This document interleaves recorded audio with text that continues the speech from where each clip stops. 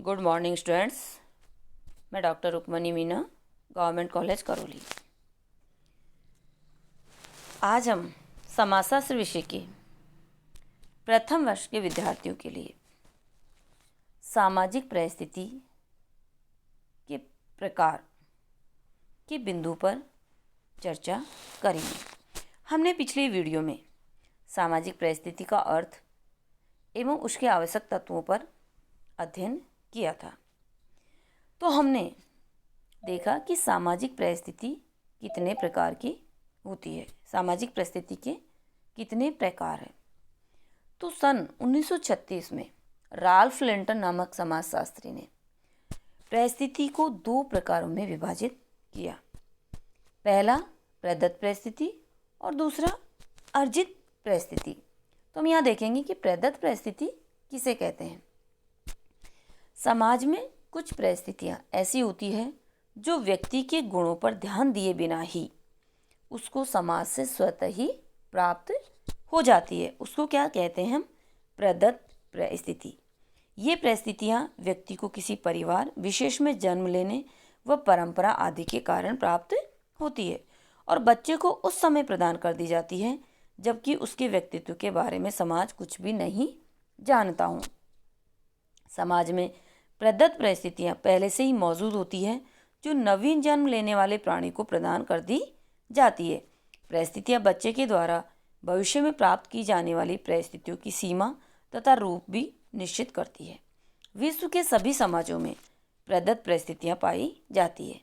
प्रदत्त परिस्थिति पर व्यक्ति का अपना कोई नियंत्रण नहीं होता, जैसे स्त्री या पुरुष होना, बालक या युवा होना, सुंदर या कुरूप होना, लंबा या छोटा होना व्यक्ति के नियंत्रण से परे हैं। लिंग भेद, आयु, नातेदारी, प्रजाति, जाति, वैध एवं अवैध संतान, परिवार में बच्चों की कुल संख्या, गोद लेने, माता पिता की मृत्यु, विवाह विच्छेद आदि के आधार पर प्राप्त परिस्थितियाँ प्रदत्त प्रकार की होती है। तो आपने ये अच्छे से जान लिया होगा कि प्रदत्त परिस्थिति किसे कहते हैं, क्योंकि प्रदत्त परिस्थिति में व्यक्ति को किसी प्रकार के श्रम या मेहनत की आवश्यकता नहीं होती, बल्कि परिवार से वह स्वतः यानी समाज से वह स्वतः आपको प्राप्त हो जाती है। उसे हम कहते हैं प्रदत्त परिस्थिति। इसको बहुत अच्छे ढंग से समझने के लिए हम यहाँ पर प्रदत्त परिस्थिति के निर्धारण के आधार का अध्ययन करेंगे कि प्रदत्त परिस्थिति का निर्धारण किन किन के आधारों पर होता है। तो सबसे पहले हम देखते हैं लिंग भेद, क्योंकि शिशु का लिंग जन्म काल से ही निश्चित तथा प्रत्यक्ष दिखाई देने वाला शारीरिक लक्षण है, क्योंकि वह लड़का है या लड़की है, ये जिस दिन वो जन्म लेता है उसी समय स्पष्ट हो जाता है, जो स्थायी बना रहता है। लगभग सभी संस्कृतियों में स्त्री एवं पुरुष की परिस्थितियों एवं भूमिकाओं में अंतर पाया जाता है, क्योंकि हमारे समाज में जो श्रम विभाजन है वो स्त्री पुरुष के आधार पर किया गया है। तो यदि अगर उनका मतलब काम या कार्य अलग अलग होगा तो निश्चित रूप से उनकी भूमिकाएँ भी अलग अलग होगी, क्योंकि लोगों की मान्यता है, यानी समाज की मान्यता है कि स्त्रियां कमज़ोर होती है, कोमल होती है, भावुक होती है, सहज विश्वासी होती है तथा धार्मिक होती है। भारत में स्त्रियों की परिस्थिति पुरुषों से हमेशा नीची रही है। उन्हें अबला, दासी एवं संपत्ति के रूप में समझा जाता रहा है। इसी कारण स्त्रियों को उच्च शिक्षा तथा व्यवसाय से पृथक रखा गया, उनको संपत्ति एवं राज्य अधिकारों से वंचित किया गया तथा उन्हें पुरुषों के अधीन रखा गया। दूसरी ओर पुरुषों को साहस, वीरता, तर्क एवं शौर्य का प्रतीक माना गया। यही कारण है कि स्त्रियों को छोटे मोटे घरेलू कार्य दिए गए, जबकि पुरुष को पशुचारण, मछली मारने, शिकार व युद्ध करने यानी कि समाज के पालन पोषण के लिए जो भी आवश्यकताएं होती वो पुरुष को दी गई, क्योंकि उसमें मानते हैं कि शारीरिक शक्ति एवं सार अत्यधिक है। स्त्री एवं पुरुषों में श्रम विभाजन विभिन्न संस्कृतियों में समान नहीं है। एक समाज में एक प्रकार का कार्य पुरुषों के लिए निर्धारित है तो वही कार्य दूसरे समाज में स्त्रियों के लिए, यानी कि समाज, स्थान एवं काल एवं संस्कृति के आधार पर ही कार्यों का विभाजन है। तो हमने देखा कि स्त्री एवं पुरुष की परिस्थितियाँ सांस्कृतिक कारणों से भी भिन्नता पाई जाती है, लेकिन सदैव ही पुरुषों की तुलना में स्त्रियों का स्थान निम्न रहा है। तो आपने देखा कि लिंग भेद मतलब एक प्रदत्त परिस्थिति का निर्धारण का एक आधार है। दूसरा, आयु भेद, क्योंकि लिंग भेद की तरह ही आयु भेद यानी उम्र में यदि अंतर है, क्योंकि छोटा हमेशा बड़े का रेस्पेक्ट करता है, क्योंकि बड़ा व्यक्ति उम्र में है उसको सम्मानीय दृष्टि से देखा जाता है। यदि हमारे परिवार में कोई मुखिया है तो हमारे लिए सम्मानीय होगा। तो यौन भेद की भांति आयु भेद भी निश्चित एवं स्पष्ट शारीरिक लक्षण है, किंतु आयु एक परिवर्तनशील तथ्य भी है। विश्व की सभी संस्कृतियों में आयु के आधार पर परिस्थिति भेद किया जाता है। आयु का विभाजन शिशु, बालक, युवा, प्रौढ़ एवं वृद्ध आदि स्तरों पर किया जा सकता है। समाज में अलग अलग आयु के लोगों की विभिन्न परिस्थितियां होती है तथा एक विशेष परिस्थिति के लिए निश्चित आयु का होना भी आवश्यक है। बड़े भाई एवं छोटे भाई का भेद आयु पर निर्भर है। प्राय बच्चों की तुलना में वृद्ध लोगों को समाज में अधिक सम्मान दिया जाता है। इसका कारण आयु के अतिरिक्त ये भी है कि उन्हें जीवन का अनुभव अधिक है तथा वे परंपरा एवं संस्कृति के रक्षक माने जाते हैं। नेक्स्ट, नातेदारी।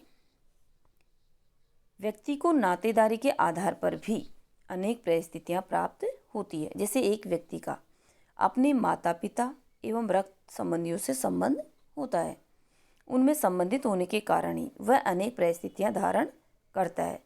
नातेदारी से संबंधित परिस्थितियां प्रदत्त होती है, क्योंकि हम हमारे माता पिता एवं भाई बहन का चयन नहीं करते, बल्कि वो हमें अपने आप प्राप्त होते हैं।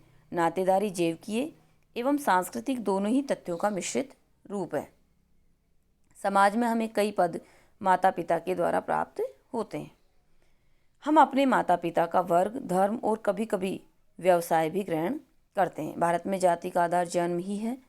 माता पिता, भाई बहन, चाचा मामा, जीजा, साला, दादा दादी, सास ससुर आदि सभी परिस्थितियां नातेदारी के आधार पर ही तय होती है।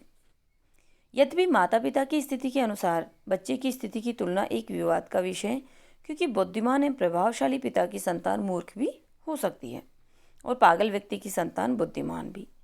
इसी प्रकार निर्धन परिवार में जन्म लेने वाली संतान धन अर्जित कर संपत्तिशाली भी बन सकती है और अशिक्षित माता पिता की संतान शिक्षा ग्रहण कर नवीन आविष्कार कर सकती है। आदिम समाजों में तो अनेक सामाजिक परिस्थितियों का नातेदारी से घनिष्ठ संबंध पाया जाता है। अगला, जन्म। व्यक्ति का जन्म किस परिवार, जाति अथवा प्रजाति में हुआ, इस आधार पर भी परिस्थिति का निर्धारण होता है।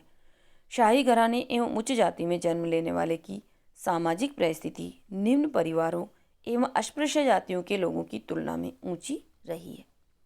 शारीरिक विशेषताएं। कई परिस्थितियां व्यक्ति को उसकी शारीरिक विशेषताओं के आधार पर प्रदान की जाती है।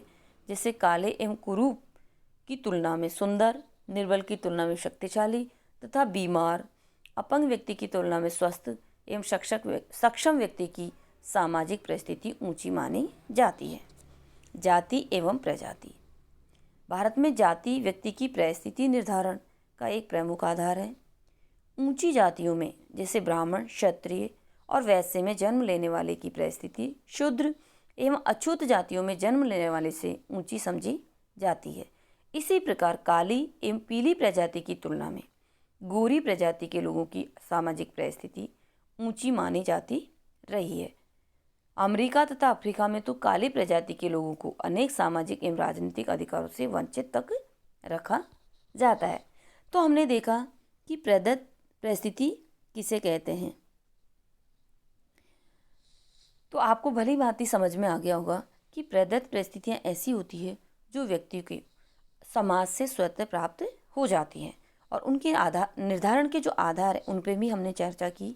जैसे लिंग है, आयु है, नातेदारी है, जन्म है, शारीरिक विशेषताएं, जाति है, प्रजाति है। इनके आधार पर भी हमें प्रदत्त परिस्थिति का निर्धारण होता है। तो आपने देखा होगा कि समाज में उच्च जाति के लोगों की परिस्थिति निम्न जाति के लोगों की तुलना में अधिक होती है। अधिक आयु की लोगों की परिस्थिति कम आयु के लोगों की परिस्थिति से उच्च होती है। तो इस तरह से समाज में जो प्रदत्त परिस्थितियां हैं वो बिना किसी गुणों के, श्रम के, मेहनत के हमें समाज से प्राप्त हो जाती है। इसे ही हम प्रदत्त परिस्थिति का नाम देते हैं। धन्यवाद।